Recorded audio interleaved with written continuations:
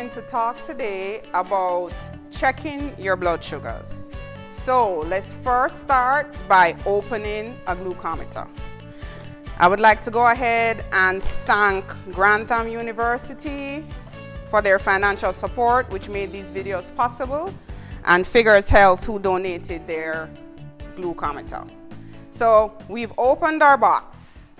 It comes in a case, and we have the glucometer, the Lancet device, and the strip.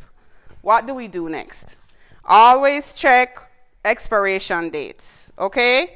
I have 3 machines here.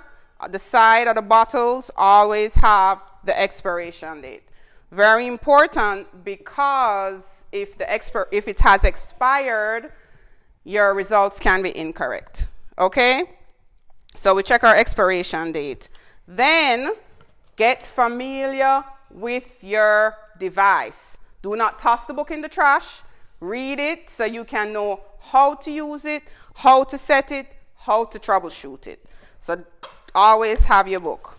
It also comes with glucose logs, which is a book, or we're going to talk about another way to log your blood sugar.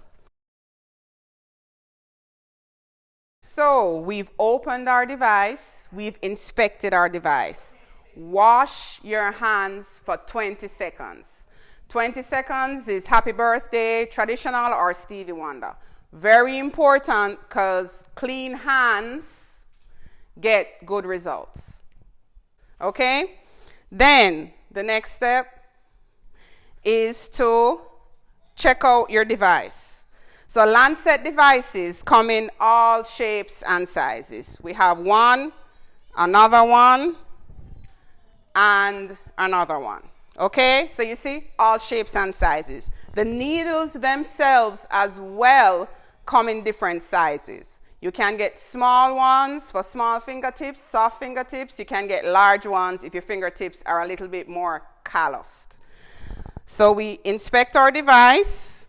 Most devices have a function that allows the depth to be adjusted. So on this device, the lowest depth is 1, and it can go all the way up to 5, which is a harder stick. So play with your device so you can determine which one works better for you. Okay, so we've looked on our device, we've played with it. Now we're gonna open, we're gonna insert our Lancet, and we're gonna take off the top.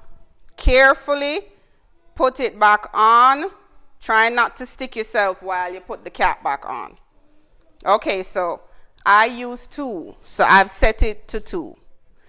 Then we've gone ahead and taken out a strip.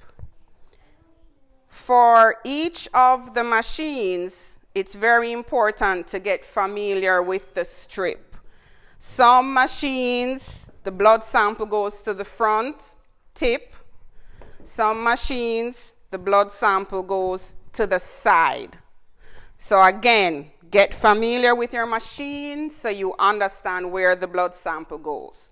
Because the last thing we want is to do a finger stick and we're not sure where it goes, because then you will get an error message.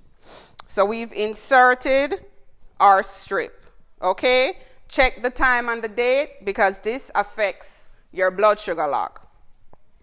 So we've inserted our strip, our time and our date is correct. The next step is we're gonna stick our finger. So I've washed my hands before I started the demonstration. So we're gonna go ahead and get ready to stick. So if you've washed your hands with soap and water, you don't have to wipe with alcohol. But if you're checking somewhere that you're not quite sure you didn't get to wash your hands properly, then that's where we use the alcohol. Okay, tips and tricks. Holding your hands down so gravity can help is a big help to checking your blood sugars. Many people hold the hand up and stick, which causes you to have to pump. Holding your hands down, shake it a little bit. Sometimes if you can, wash your hands with warm water before. All helps to increase the blood flow. Sticking on the sides versus on the tips helps to reduce pain. So we're going to pick a finger. We do recommend to rotate the fingers so that we don't have to stick the same finger all the time. And you have 10 fingers, 10 sides.